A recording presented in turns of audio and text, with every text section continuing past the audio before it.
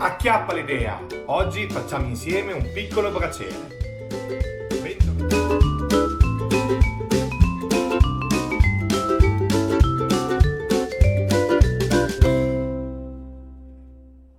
Bentornati amici ed amiche su Acchiappa l'idea. Oggi vi presento un piccolo progetto ma che secondo me dovrebbe venire di grande effetto. Stavo ravanando un po' su Pinterest guardando idee per progetti e questa idea mi è veramente piaciuta un sacco e ho deciso di provare a farla subito. Utilizzando una lampadina tipo quelle dell'Ikea finte per fare le finte candeline che vanno a batteria dietro e sono già pronte, faremo un piccolo braciere per presepe.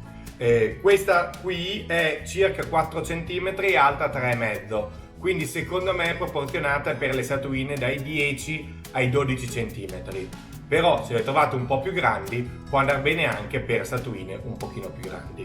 E niente, andremo semplicemente a decorare e a ricoprire questa lampadina. Io ho deciso di farla veramente basic, utilizzando dei materiali che molto probabilmente avrete già in casa, ma in alternativa al cartone, che vedete che utilizzerò, ci presta molto bene anche il polistirene, però questo magari non ce l'avete tutti in casa, quindi ho deciso di fare l'effetto mattoni utilizzando il cartone. Il mio modello di lampadina non ha un interruttore, ma scossandola si accende e si spegne. Avete visto, così. Bene, allora velocissimamente la scheda progetto, grado di difficoltà 1 su 5, tempo necessario 1 su 5, costo del progetto 1 su 5. E così noi ci vediamo alla fine del video con qualche considerazione sull'oggetto finito. Adesso vi lascio al procedimento. Ciao! Iniziamo prendendo del cartone da pacchi e facendo dei piccoli pezzettini. Non sono proprio dei quadrettini, sono più dei trapezi, perché saranno poi da mettere intorno a un cerchio. Quindi la parte interna deve essere un pochino più piccola. Poi andiamo a smussare un pochino gli angoli, a renderli un pochino più arrotondati, ecco. Vedete come io ho fatto questi. Poi prendiamo la colla a caldo e iniziamo ad attaccarli. Li mettiamo sfalsati, come se fossero un po' dei mattoni, ecco, in modo che quelli sopra non facciano combaciare le fughe con quelli sotto. Un pochino alla rinfusa, qualcuno un pochino più in dentro, qualcuno un pochino più in fuori. Vedete? Poi in realtà mi piaceva l'idea, sono andato a prendere questi sassolini che ho raccolto per strada tempo fa e ho attaccato anche quelli, alternando quindi qualche pezzo di cartone con qualche sassolino vero che sono andato a spezzare con quelle tronchesi come avete visto. E andiamo a ricoprire tutto la superficie laterale, diciamo, della candelina. Poi per fare l'ultimo strato utilizzo questi sassi un pochino più regolari, che poi sono di cartone, e li vado a incollare in modo che un pochino sporgano verso l'esterno e un pochino verso l'interno. Così, vedete che è importante che siano dei trapezi e non dei rettangoli. Ecco fatto.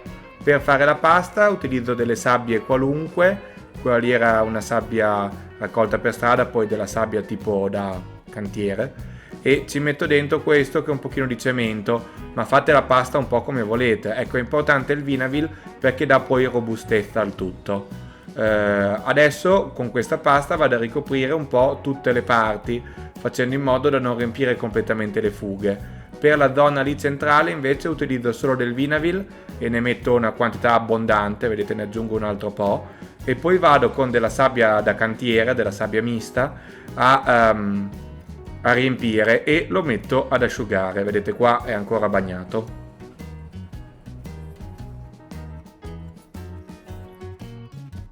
Bene, e questo è l'oggetto una volta che si è asciugato. Vedete come si è tutta indurita qua la parte che abbiamo messo, la pasta. Adesso andiamo a colorare con l'acrilico e facciamo prima una parte scura, pennello bagnato, e poi dopo andremo a dare a pennello asciutto. Daremo in particolare questa parte qui centrale che la voglio fare più scura, tipo sul nero, e le fughe, le zone quelle un pochino più in ombra. Comunque adesso vi faccio vedere.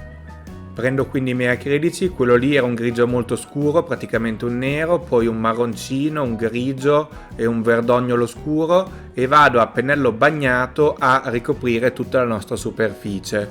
avendo preso questi colori un po' misti non ci verrà esattamente omogeneo e uniforme ovunque. La parte lì centrale la faccio più scura, più nera, e invece da altre parti sto un pochino più leggero, in modo appunto da differenziare già anche la profondità dello scuro nelle varie fughe. Poi, una volta che si è asciugato, vado a dare a pennello asciutto questa volta questi altri colori un pochino più leggeri, un pochino più gentili, un pochino più chiari. Questo è un grigio, vedete che anche qui non lo do uniformemente, lo do un po' in qua e in là, ma questa volta a pennello bagnato, in modo che il colore non vada prevalentemente nelle fughe ma si fermi nelle parti emergenti. Poi, come vedete, io ho questi tre colori che magari dalla ripresa sembrano uguali, sono dei bianchi sporchi, diciamo, uno un pochino più verdognolo, uno un pochino più rosato e uno un pochino più giallino. Con questi bianchi sporchi vado a creare proprio l'effetto luce, le emergenze. Poi questo è un arancione che vado a dare cercando di darlo molto molto leggero, in modo che si veda poi la luce sotto. Poi prendo il rosso e vado a darlo sulle parti emergenti dei sassi che sono lì vicino alla lampadina.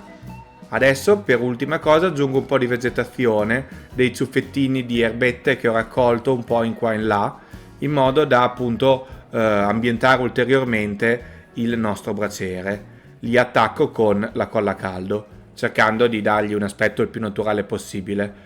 Adesso sto mettendo anche un pochino di licheni, quelli lì, vedete? E questa qui è una piantina, tipo una piantina grassa o con delle punte. Molto bene, e questo qui è l'oggetto finito.